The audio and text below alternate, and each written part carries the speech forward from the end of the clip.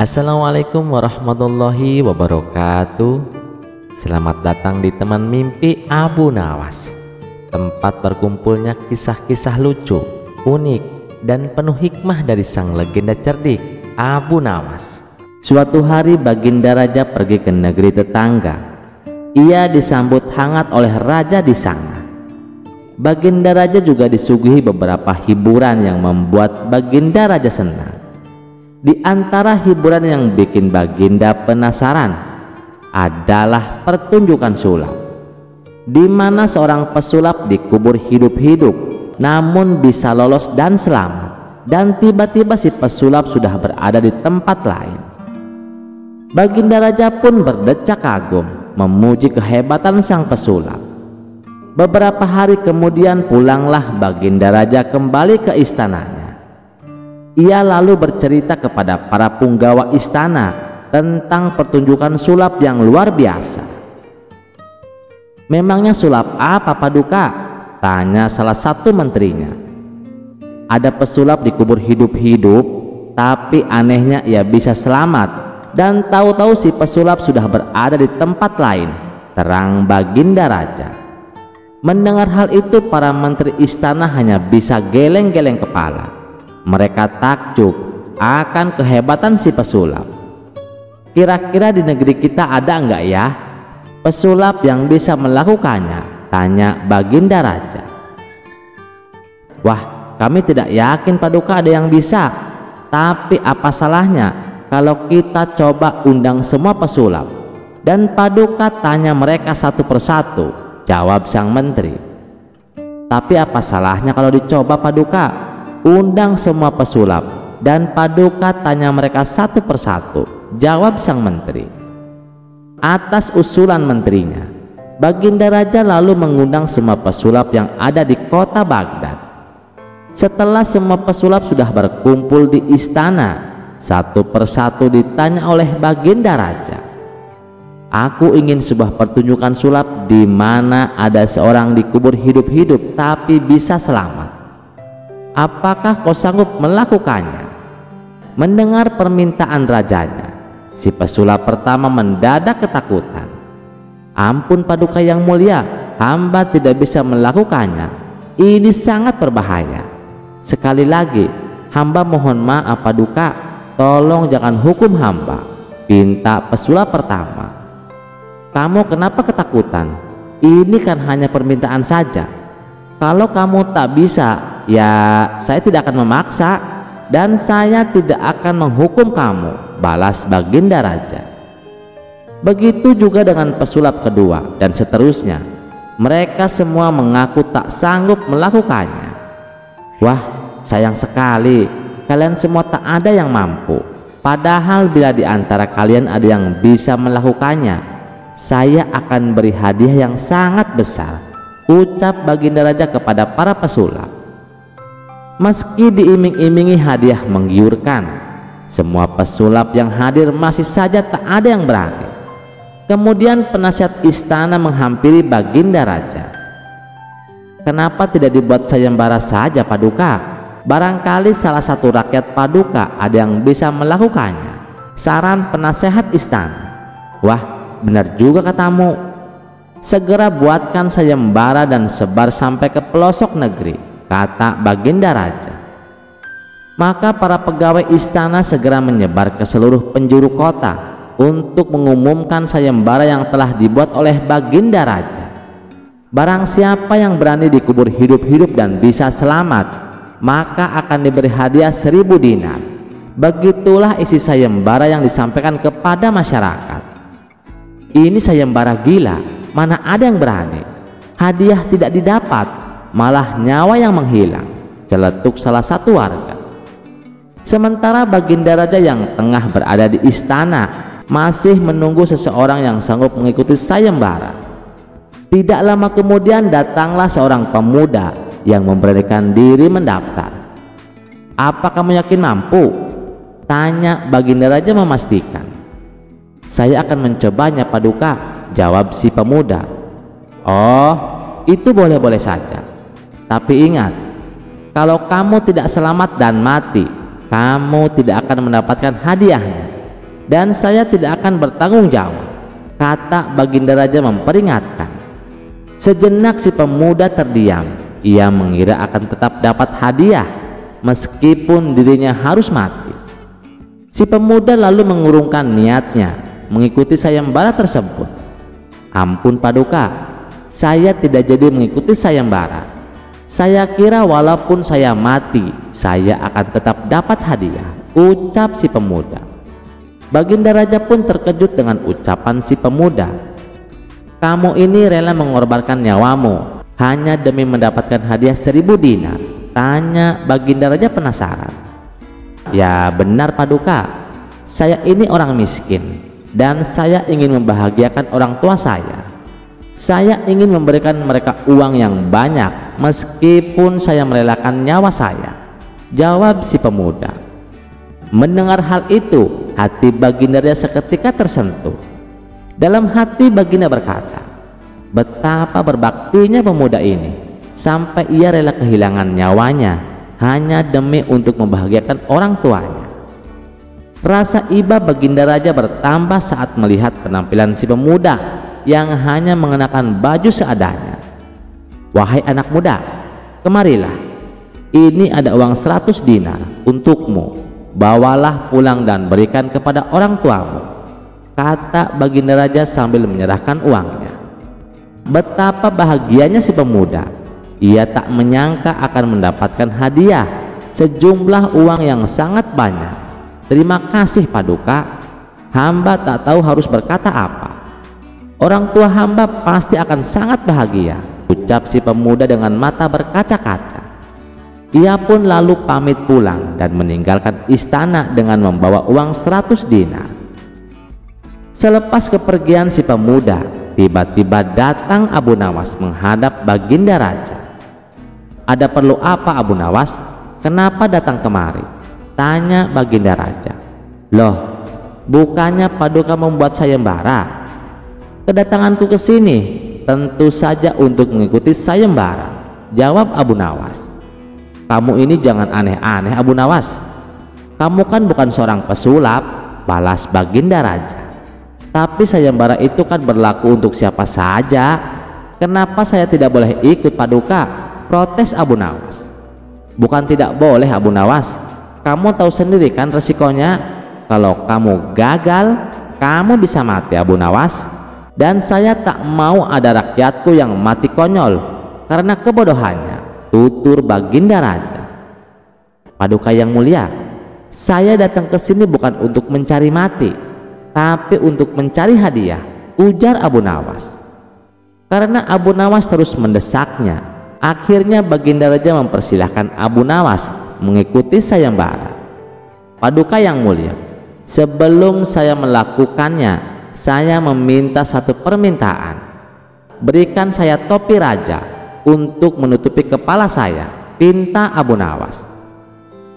Baginda Raja pun mengabulkan permintaan tersebut. Salah satu topi raja milik pengawalnya langsung diberikan kepada Abu Nawas.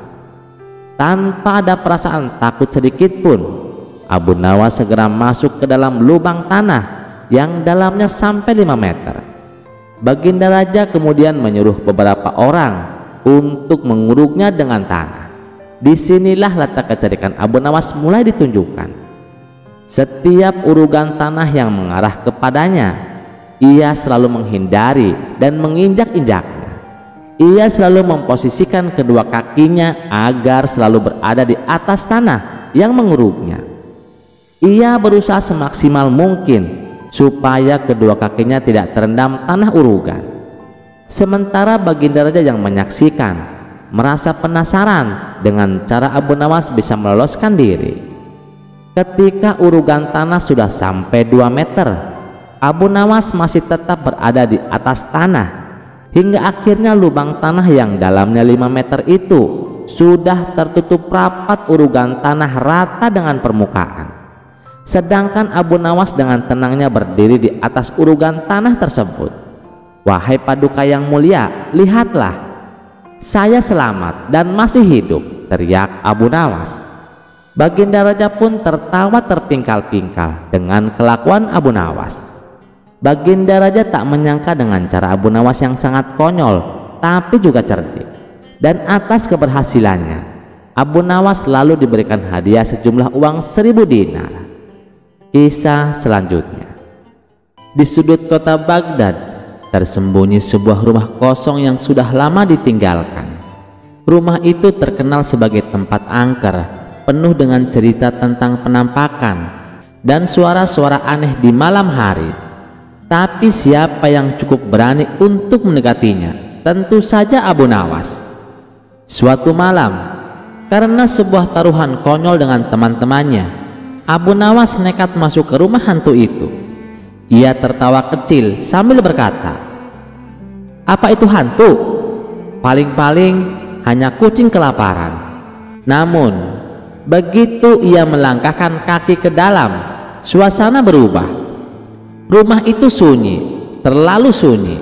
Udara terasa dingin, seperti disentuh tangan tak kasat mata. Abu Nawas melangkah pelan, membiarkan bunyi desiran angin dan dari lantai kayu tua mengisi telinganya. Tiba-tiba, gas! Sebuah vas pecah sendiri di sudut ruangan. Lampu gantung berayun-ayun tanpa sebab. Abu Nawas menelan ludah. Tawanya yang biasa membahana kini berubah menjadi gumam kecil. "Siapapun itu, kalau bercanda, ini kelewatan," katanya sambil berusaha tetap tenang. Tak lama kemudian, sosok bayangan melintas cepat di hadapan matanya. Dari balik tirai robek, muncul wajah pucat dengan mata menyala menyeramkan. Hantu itu melayang-layang sambil terkikik kecil. Ternyata hantu di rumah ini bukan sembarang hantu. Ia hantu nakal, suka menakut-nakuti manusia hanya untuk kesenangan. Lampu mulai berkedip-kedip, pintu terbanting sendiri, dan suara-suara aneh berbisik di telinganya. Abu Nawas yang biasanya penuh akal, untuk pertama kalinya merasakan bulu kuduknya berdiri. Namun Abu Nawas tidak akan menyerah begitu saja. Ia menarik napas panjang, mengumpulkan akal cerdiknya.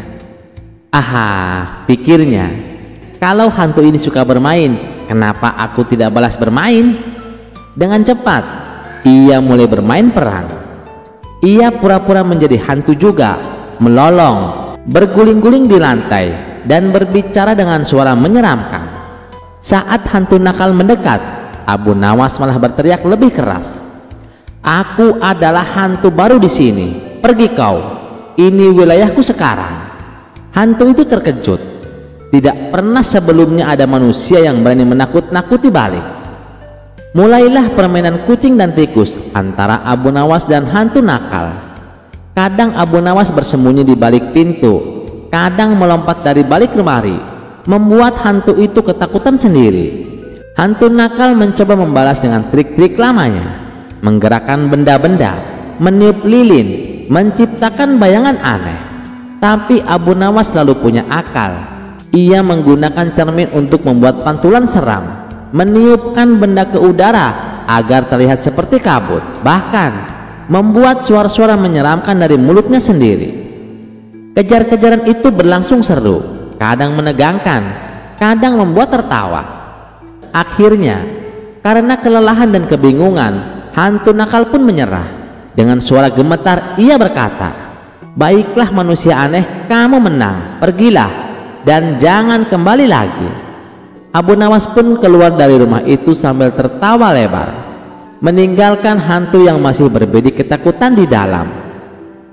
Malam itu, cerita tentang keberanian dan kejerikan Abu Nawas menyebar ke seluruh Baghdad. Tidak hanya manusia, bahkan hantu pun akhirnya menyerah di hadapan akal cerdas Abu Nawas. Karena di dunia ini rupanya bukan hanya manusia yang bisa dikerjain, hantu pun juga bisa. Kisah selanjutnya. Hari nasib buruk menimpa Abu Nawas. Rumah tua yang selama ini ia tinggali roboh akibat hujan deras dan angin kencang. Abu Nawas kehilangan tempat tinggalnya. Seluruh harta bendanya pun lenyap tanpa sisa. Ia butuh rumah baru, dan ia tahu tidak ada orang lain yang cukup kaya untuk membantunya selain Baginda Raja. Sayangnya, meminta bantuan secara langsung bukanlah pilihan yang memungkinkan. Ia tahu Baginda Raja memang murah hati, namun ia juga dikenal sebagai sosok yang sangat bangga diri, sombong, dan percaya takdir serta ramalan. Maka Abu Nawas pun mulai menyusun rencana liciknya.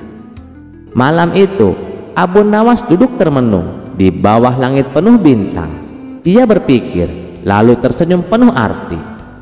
Aha, kalau Baginda Raja suka ramalan, kenapa tidak kubuat ramalan khusus untuknya?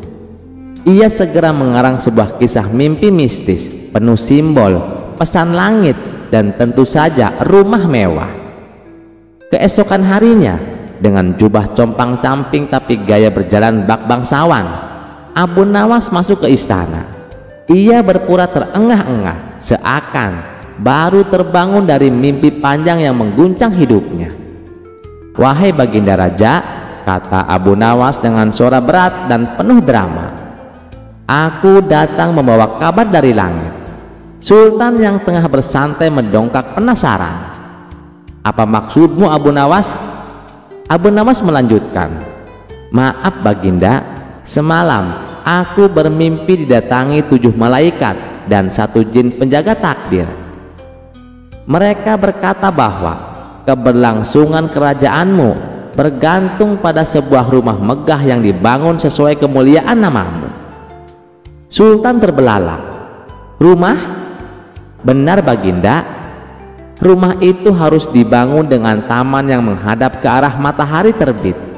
Tiangnya dari kayu cedar pilihan, dan jendelanya menghadap ke arah bintang keberuntunganmu, Buruj Al-Mu'azzam. Jika tidak, wahai Baginda, rezekimu akan menurun dan kerajaan bisa kehilangan kejayaan." Abu Nawas menghela napas dalam-dalam, lalu menatap lurus pada Baginda Raja. Dan anehnya, rumah itu bukan untuk Baginda, melainkan harus dibangun untuk seorang wakil rakyat yang mewakili kebijaksanaan dan kecerdikan bangsa. Sultan yang suka disanjung pun langsung merasa bahwa ini adalah panggilan takdir.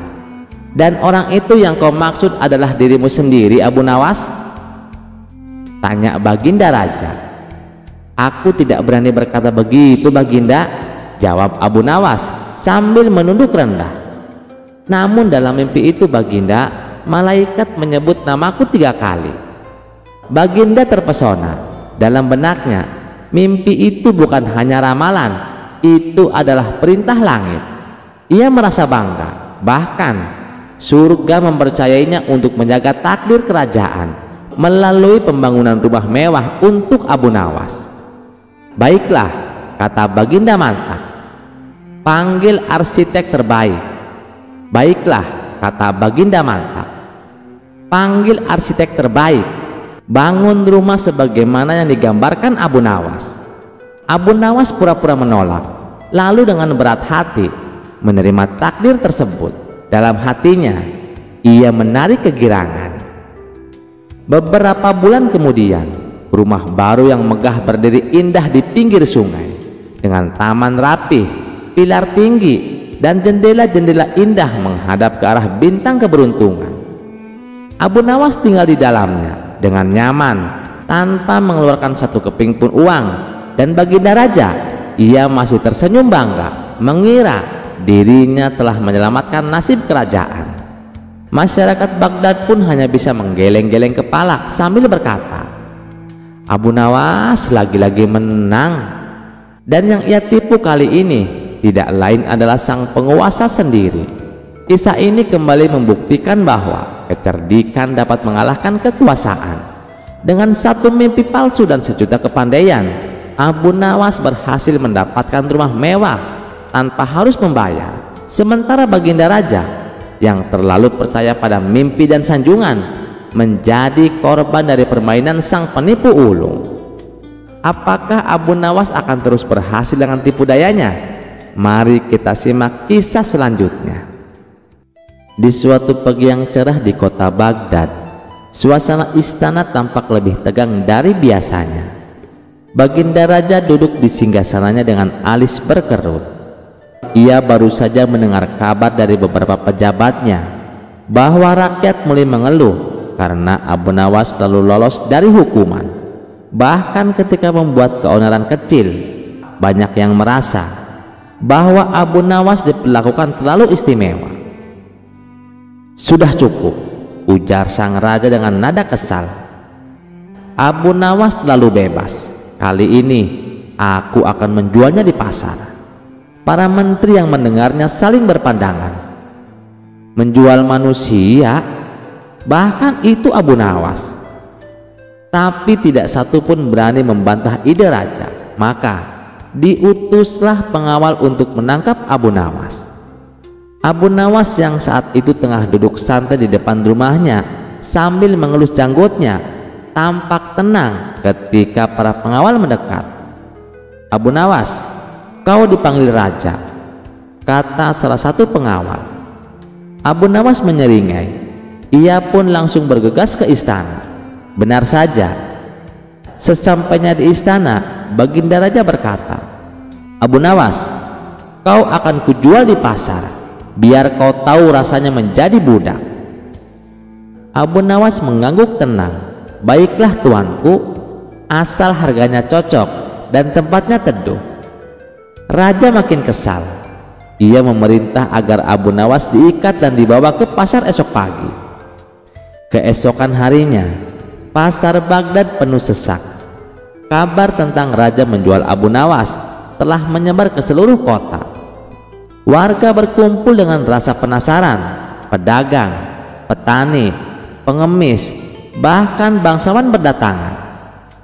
Sang juru lelang dengan suara lantang membuka acara.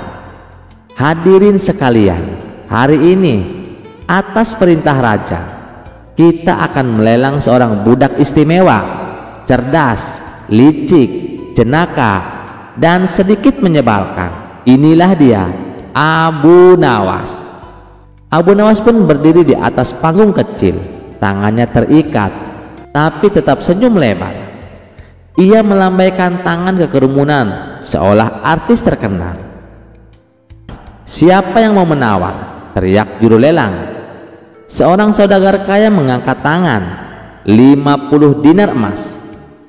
80, sahut pedagang kurma. 100 dinar, ujar seorang janda tua dengan suara lantang. Raja yang menyaksikan dari kejauhan terkekeh pelan, tapi yang terjadi kemudian membuatnya terkejut. Abu Nawas tiba-tiba berkata keras, "Tunggu, kalian semua harus tahu, siapapun yang membeli saya akan mendapatkan satu paket lengkap. Saya akan tinggal di rumah Anda, mengatur keuangan Anda, mengomentari makanan Anda, dan saya akan menuntut tidur di ranjang terbaik di rumah." Orang-orang mulai saling memandang.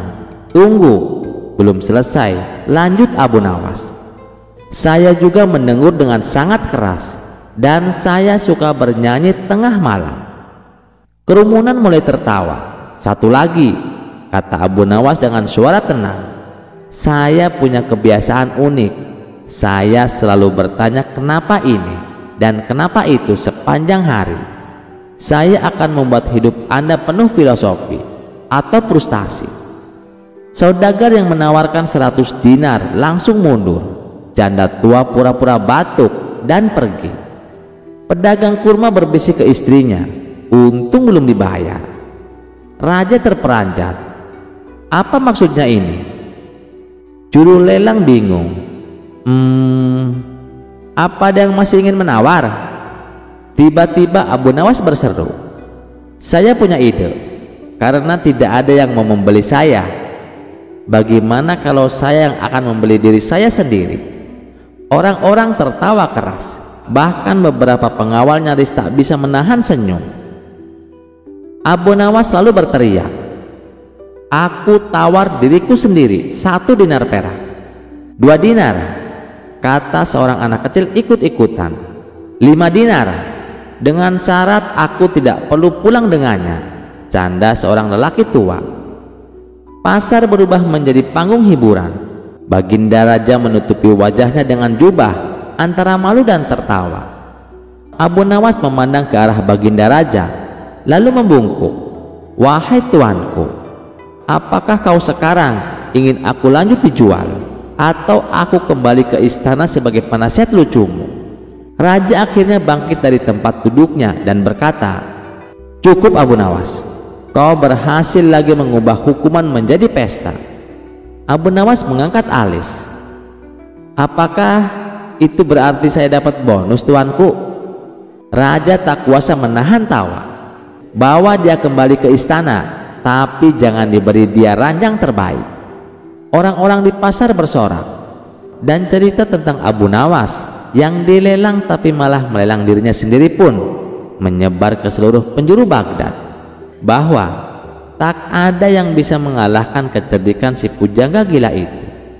Kisah selanjutnya. Di suatu sore yang tenang, raja sedang duduk di singgasananya dikelilingi oleh para menteri. Namun tiba-tiba ia berseru, "Aku bosan. Aku ingin melihat sesuatu yang luar biasa." Abu Nawas harus melakukan hal yang belum pernah dilakukan siapapun, yaitu memilih sendiri cara matinya. Para menteri saling melirik dengan bingung. Salah satu dari mereka bertanya, "Tapi baginda, bukankah itu terlalu kejam?" Raja tersenyum licik. "Justru karena itu Abu Nawas selalu berhasil lolos dari hukuman. Kali ini dia harus menyerah." Abu Nawas pun dipanggil ke istana. Dengan langkah tenang ia masuk ke hadapan raja. "Abu Nawas," seru raja, "aku memberi kehormatan besar padamu. Kau boleh memilih sendiri cara kematianmu." Abu Nawas berpikir sejenak, lalu menjawab dengan tenang, "Baik tuanku, jika hamba diberi hak memilih, maka hamba memilih mati karena usia tua, setelah umur hamba mencapai 120 tahun." Semua yang hadir spontan menahan tawa. Raja pun melotot, "Jangan main-main Abu Nawas." "Tapi tuanku sendiri yang bilang hamba boleh memilih sendiri cara mati hamba," jawab Abu Nawas sambil tersenyum lebar. Raja merasa malu di depan para menterinya. Ia memutuskan untuk mengganti tantangan. "Kalau begitu, kau akan dihukum dilempar ke jurang esok pagi tanpa pilihan." Abu Nawas menunduk hormat dan berkata, "Baik tuanku, tapi izinkan hamba semalam saja untuk pamit kepada keluarga dan menulis surat wasiat." Raja mengangguk. Tapi malam itu Abu Nawas menghilang dari kota. Keesokan harinya raja menunggu di tepi jurang bersama para pengawal, tapi Abu Nawas tak kunjung datang. Salah satu menteri berkata, "Tuanku, bagaimana jika dia tak kembali?" Lalu raja menjawab, "Tenang, dia pasti kembali. Dia terlalu licik untuk mati sia-sia." Dan benar saja, seminggu kemudian Abu Nawas muncul sambil membawa seekor kambing. "Maaf tuanku, hamba telah tersesat, dan malah hamba mendapatkan kambing." Raja bertanya kesal, "Kenapa kau kembali?" Abu Nawas menjawab, "Karena hamba sadar hukuman mati adalah hal serius, tapi melihat wajah tuanku saat hamba menolak mati minggu lalu, itu lebih lucu dari kematian itu sendiri." Raja akhirnya tertawa terbahak-bahak bersama para menterinya. "Abu Nawas, kau memang terlalu pintar untuk dibunuh. Mulai sekarang, kalau aku ingin tertawa, aku cukup memanggilmu saja." Dan sejak saat itu Abu Nawas makin terkenal sebagai satu-satunya orang yang ditantang mati tapi malah membuat istana tertawa. Cerita selanjutnya. Dikisahkan Abu Nawas sering berpergian keluar kota untuk tujuan berdagang. Di kota tersebut Abu Nawas sering mampir di warung makan langganannya. Suatu ketika Abu Nawas baru saja tiba di kota itu, dan seperti biasanya mampir di warung makan langganannya itu. "Tuan, aku pesan 1 ayam dan 2 butir telur, tapi bayarnya nanti ya, kalau dagangan saya terjual habis." "Boleh tidak Tuan?" tanya Abu Nawas. "Silahkan Abu Nawas, kamu kan langganan di warung kami." "Tentu saja boleh," jawab pemilik warung. Ketika selesai makan, ia pun pergi untuk menjual dagangannya. Setelah 3 bulan berlalu, dagangan Abu Nawas terjual habis. Kemudian Abu Nawas pergi mendatangi kembali warung makan langganannya itu. Saat Abu Nawas di warung itu, pemilik warung menyapa, "Abu Nawas, lama sekali tak jumpa. Bagaimana jualannya? Apakah laris Abu Nawas?" "Alhamdulillah Tuan, dagangan saya habis." "Tuan, seperti biasa, aku pesan makanan seperti dulu, 1 porsi ayam dan 2 butir telur," ucap Abu Nawas. Setelah Abu Nawas selesai makan, ia pun berkata, "Tuan, aku minta total tagihannya. Jangan lupa digabung dengan tagihan yang 3 bulan yang lalu," kata Abu Nawas. Si pemilik warung menghitung tagihannya dan memberikan secarik kertas kepada Abu Nawas.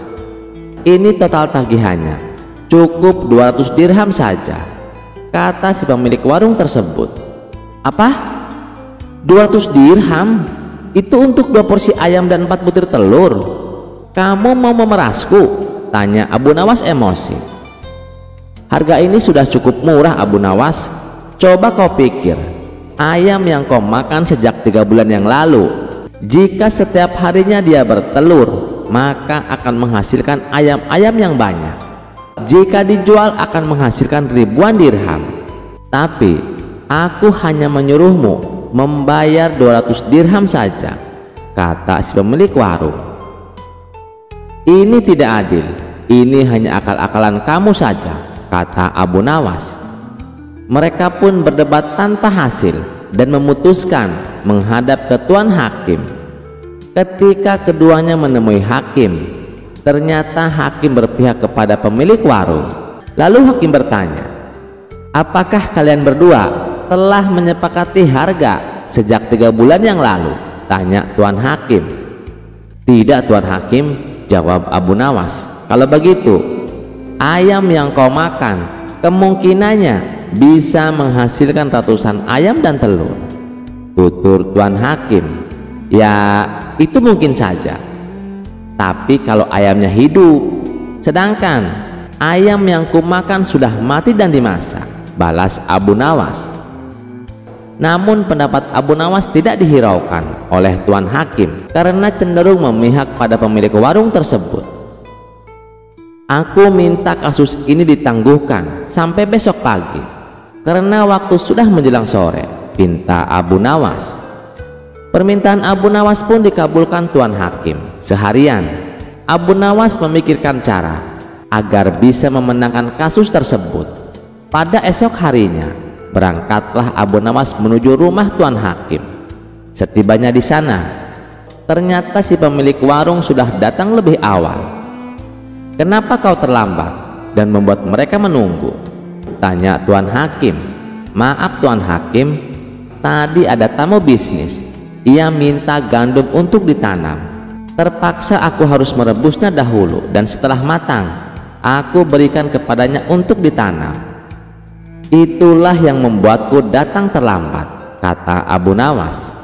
Mendengar itu, Tuan Hakim dan pemilik warung menertawakan Abu Nawas. Lalu dengan dada mengejek si pemilik warung berkata kepada Abu Nawas, "Luar biasa, aku baru dengar ada biji gandum yang sudah direbus, ditanam dan kemudian bisa tumbuh." Tuan Hakim dan pengacara tertawa terpingkal-pingkal. Setelah tawa mereka reda, Abu Nawas kemudian berkata, "Itu memang aneh. Tetapi kenapa kalian tidak tertawa ketika ada ayam yang sudah dimasak, dapat bertelur dan berkembang biak, lalu dipatok harga sebesar 200 dirham," kata Abu Nawas. Spontan Tuan Hakim dan pengacara tersebut terdiam. Tak sepatah kata pun keluar dari mulut mereka. "Kenapa kalian terdiam? Apakah harus aku yang tertawa?" tanya Abu Nawas. Wajah mereka berdua langsung pucat pasi, dan setelah terdiam agak lama, Abu Nawas pun keluar, dan akhirnya Abu Nawas dapat lolos dari siasat licik si pemilik warung tersebut. Cerita selanjutnya. Pada suatu masa di kerajaan Baghdad, Abu Nawas semakin hari semakin dekat dengan Raja Harun ar-Rasyid. Segala persoalan istana selalu ia bantu selesaikan dengan kecerdikan dan cara yang adil. Rakyat pun memuji-muji namanya. Bahkan beberapa pejabat kerajaan datang lebih dulu ke rumah Abu Nawas sebelum menghadap raja. Namun di balik tembok istana ada satu orang yang merasa tersingkir karena pengaruh Abu Nawas yang makin besar. Orang itu adalah Permaisuri, istri raja sendiri. "Aku tak suka caranya mempengaruhi Baginda. Dulu akulah tempat Baginda bertukar pikiran. Sekarang semuanya lewat Abu Nawas," gerutunya sambil menghancurkan bunga di pas istana. Permaisuri pun menyusun rencana untuk menjatuhkan Abu Nawas tanpa terlihat ikut campur. Ia ingin mengadu domba raja dan Abu Nawas hingga mereka saling curiga. Malam itu, Permaisuri memanggil seorang pelayan kepercayaannya dan menyuruhnya menulis surat palsu. Surat itu berisi pesan seolah-olah berasal dari Abu Nawas kepada seorang bangsawan. "Aku tidak cukup lama menjadi bayangan di istana. Raja mulai lemah dan mudah diarahkan. Sedikit lagi, aku bisa menggantikan tempatnya dengan rencana halus. AM." Surat itu diletakkan diam-diam di ruang kerja raja, tepat di atas meja kerjanya yang biasa ia buka pagi hari. Keesokan harinya, Raja Harun bangun dengan segar dan seperti biasa membuka meja kerjanya. Matanya langsung tertumbuk pada surat dengan inisial AN di bagian bawahnya. Setelah membaca isinya, wajahnya berubah merah, matanya menyala-nyala, tangan kanannya gemetar. "Pengkhianat! Abu Nawas ingin menjatuhkanku." Tak lama, Abu Nawas dipanggil ke balariung istana. "Abu Nawas, kau pengkhianat. Aku sudah baca suratmu. Kau ingin menggulingkanku," bentak raja di hadapan seluruh pegawai dan pejabat istana. Abu Nawas tenang. Ia membungkuk hormat. "Baginda, surat yang mana yang Baginda maksud?" Raja melempar surat itu ke lantai. Abu Nawas memungutnya, membacanya perlahan, lalu menghela napas. "Wahai Baginda, bolehkah hamba menunjukkan satu bukti bahwa surat ini palsu?" "Kalau kau bisa," kata raja, masih emosi. Abu Nawas mengeluarkan kantong kecil berisi cap pribadinya. "Setiap surat resmi dari hamba selalu hamba beri cap lilin ini. Surat yang Baginda pegang tidak ada capnya." Raja mulai ragu, tapi ia masih curiga. "Tapi siapa yang bisa meniru tulisanmu seperti ini?" Abu Nawas tersenyum tipis. Ia lalu berlutut dan berkata, "Baginda, izinkan hamba mengadakan ujian kecil. Siapapun yang menulis surat ini pasti tahu isinya. Mari kita undang semua penghuni istana yang punya akses ke ruang kerja Baginda malam tadi. Diadakanlah pertemuan besar. Semua pelayan, pengawal, dan orang kepercayaan raja hadir." Abu Nawas lalu membawa 4 gulungan surat serupa. Semuanya berisi ancaman pengkhianatan, tapi masing-masing dengan sedikit perbedaan kata. Ia menyampaikan, "Di antara surat-surat ini hanya ada satu yang sama persis dengan yang ditemukan di meja Baginda. Siapapun yang membaca surat asli pasti bisa mengenalinya." Lalu ia membagikan keempat surat tersebut dan menyuruh semua pelayan dan pejabat menebak mana yang asli.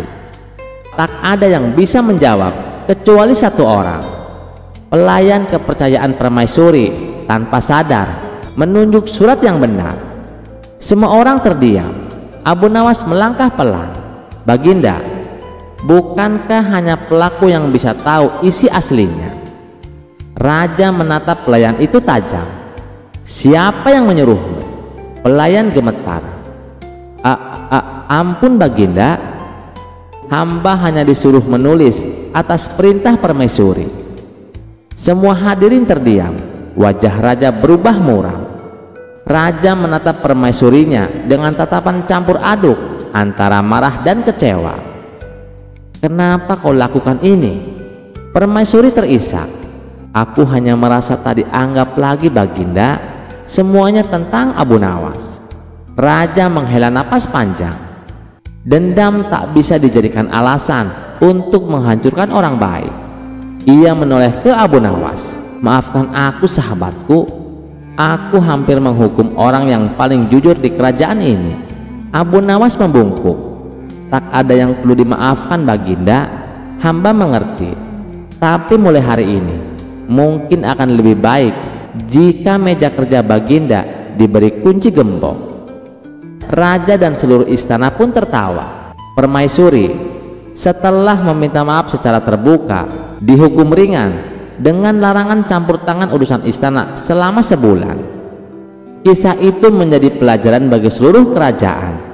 Kecerdikan dan kejujuran akan selalu mengalahkan fitnah. Bahkan jika fitnah itu berasal dari dalam istana sendiri. Cerita selanjutnya. Karena dianggap hampir membunuh Baginda, maka Abu Nawas mendapat celaka. Dengan kekuasaan yang absolut, Baginda memerintahkan prajurit-prajuritnya langsung menangkap dan menyeret Abu Nawas untuk dijebloskan ke penjara. Waktu itu Abu Nawas sedang bekerja di ladang karena musim tanaman kentang akan tiba. Ketika para prajurit kerajaan tiba, ia sedang mencangkul. Dan tanpa alasan yang jelas, mereka langsung menyeret Abu Nawas sesuai dengan titah Baginda.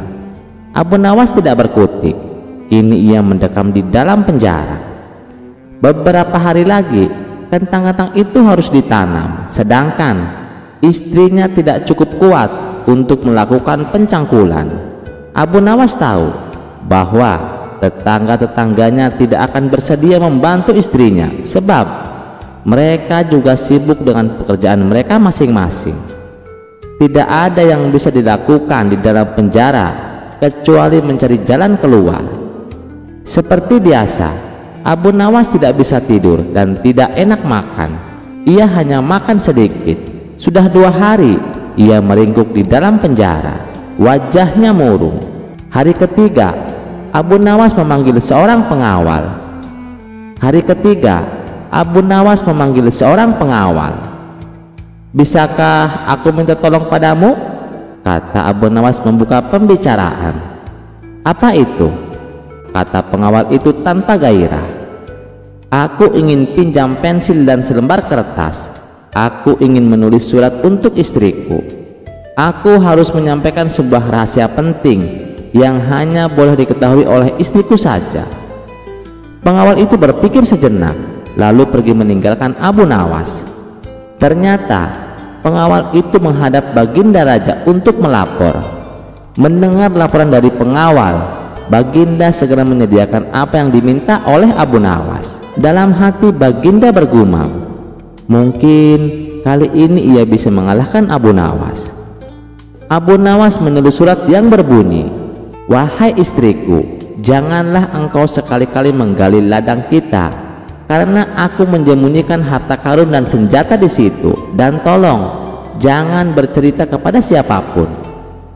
Tentu saja surat itu dibaca oleh Baginda karena beliau ingin tahu apa sebenarnya rahasia Abu Nawas. Setelah membaca surat itu, Baginda merasa puas dan langsung memerintahkan beberapa pekerja istana untuk menggali ladang Abu Nawas. Dengan peralatan yang dibutuhkan, mereka berangkat dan langsung menggali ladang Abu Nawas. Istri Abu Nawas merasa heran, mungkinkah suaminya minta tolong pada mereka? Pertanyaan itu tidak terjawab karena mereka kembali ke istana tanpa pamit. Mereka hanya menyerahkan surat Abu Nawas kepadanya. 5 hari kemudian, Abu Nawas menerima surat dari istrinya. Surat itu berbunyi, "Mungkin suratmu dibaca sebelum diserahkan kepadaku, karena beberapa pekerja istana datang ke sini 2 hari yang lalu. Mereka menggali seluruh ladang kita. Lalu apa yang harus aku kerjakan sekarang?" Rupanya istri Abu Nawas belum mengerti muslihat suaminya. Tetapi dengan bijaksana Abu Nawas membalas, "Sekarang engkau bisa menanam kentang di ladang tanpa harus menggali, wahai istriku." Kali ini Baginda tidak bersedia membaca surat Abu Nawas lagi. Baginda makin mengakui keluar biasaan akal Abu Nawas. Bahkan di dalam penjara pun Abu Nawas masih bisa melakukan pencangkulan. Cerita selanjutnya. Pada suatu malam yang gelap gulita, ketika bulan bersembunyi di balik awan dan bintang pun enggan menampakkan sinarnya, kota Baghdad menjadi sangat sunyi. Hanya suara serangga malam dan desau angin yang terdengar di sepanjang jalan setapak yang membelah hutan kecil di pinggir kota. Di jalan itu tampak Abu Nawas berjalan sendirian. Ia baru saja pulang dari sebuah desa untuk mengobati seorang petani miskin yang sakit parah. Karena kebaikan hatinya, Abu Nawas tak meminta upah sepeser pun. Kini ia hanya membawa sehelai jubah lusuh, tongkat kayu, dan sebuah kantong kecil berisi roti kering. Namun siapa sangka, di tengah perjalanan itu bahaya sudah mengintainya. Di balik pepohonan, sekelompok begal sadis sedang mengintip. Mereka dikenal kejam, tak segan membunuh demi harta. Pimpinan mereka adalah seorang bertubuh tinggi besar dengan mata melotot dan wajah penuh bekas luka. "Lihat itu, seorang lelaki sendirian. Malam ini kita dapat mangsa muda," bisik si pemimpin begal. Anak buahnya mengangguk dengan penuh semangat. Mereka sudah lama tak mendapatkan jarahan. Langkah Abu Nawas terhenti. Hatinya yang waspada mulai curiga. Telinganya menangkap suara ranting patah di kejauhan. Ia memandang ke sekitar, tapi terlihat hanya gelap dan bayangan pepohonan. "Astagfirullah, sepertinya aku sedang diincar makhluk jahat malam ini," bisik Abu Nawas dalam hati. Namun ia tetap tenang. Bukan sifatnya untuk panik. Ia mulai memikirkan cara agar bisa selamat. Dan di saat itulah muncul ide cemerlang di benaknya. Abu Nawas tahu betul, para begal biasanya takut pada satu hal, hantu. Di zaman itu banyak orang percaya bahwa hantu gentayangan sering muncul di jalan sepi, terutama di malam gelap seperti ini. Abu Nawas tersenyum tipis. Ia melepas jubahnya perlahan. Kemudian dengan roti kering yang dibawa, ia menggosok-gosok mukanya hingga putih seperti pucat mayat. Lalu ia mengibaskan jubahnya ke atas kepalanya seperti kain kafan. Kini penampilannya benar-benar menyeramkan. Wajahnya pucat, matanya kosong, jubahnya menjuntai seperti kain kafan, dan ia berjalan terhuyung-huyung sambil mengerang pelan. Erang Abu Nawas dengan suara berat dan seram. Langkahnya perlahan-lahan mendekati tempat para begal bersembunyi. Ketika para begal melihat sosok itu muncul dari balik kabut tipis, tubuh mereka langsung gemetar.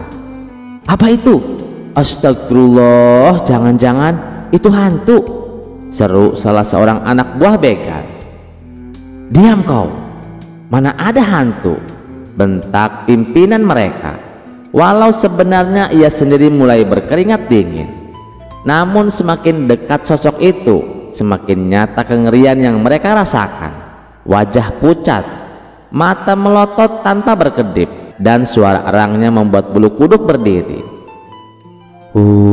Darah, nyawa," desis Abu Nawas sambil merentangkan kedua tangannya.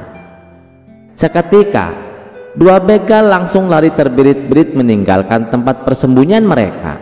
Pimpinan mereka mencoba tetap tenang, tapi ketika Abu Nawas makin dekat dan tiba-tiba melompat kecil sambil berteriak, "Aku datang untuk menagih nyawa kalian." Pimpinan begal menjerit, melempar pedangnya, lalu lari secepat kilat menyusul anak buahnya. Begitu para begal itu menghilang di kegelapan malam, Abu Nawas melepaskan jubahnya dari kepala dan tertawa pelan. Haha, dasar penakut. Begitu mudahnya mereka ditipu hanya dengan kain lusuh dan roti kering. Ia melanjutkan perjalanannya dengan tenang sambil sesekali tersenyum mengingat wajah pucat para begal yang ketakutan.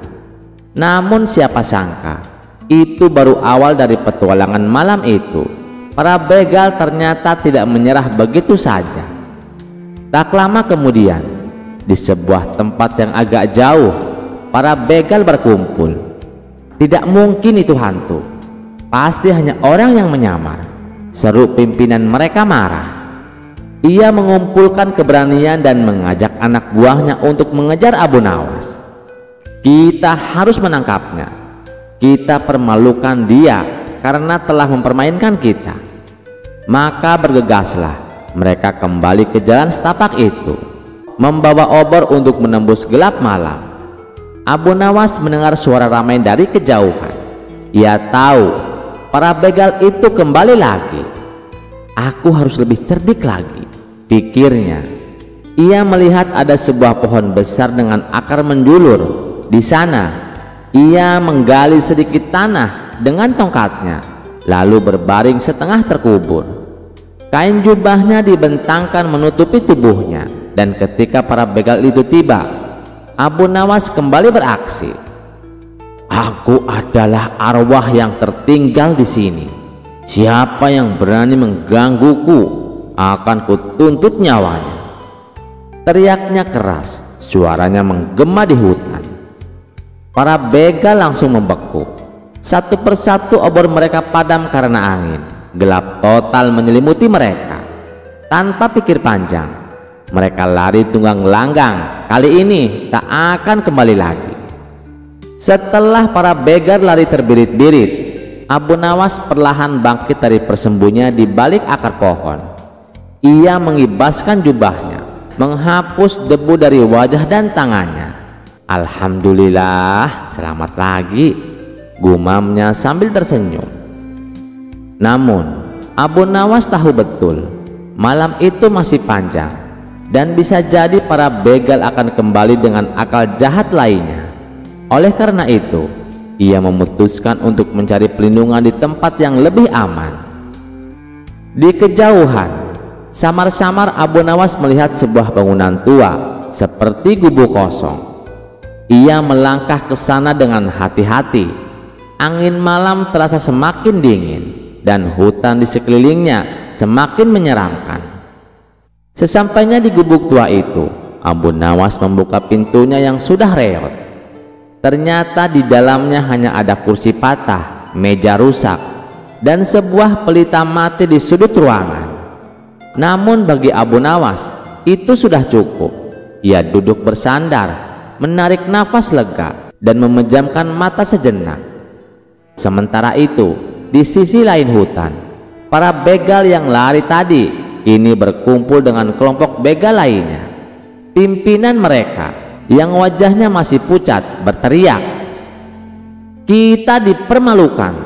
Malam ini harga diri kita hancur karena ulah seorang manusia yang menyamar jadi hantu." Maka terkumpullah belasan begal dengan obor, pedang, dan tombak. Mereka bertekad untuk memburu si penipu sampai dapat.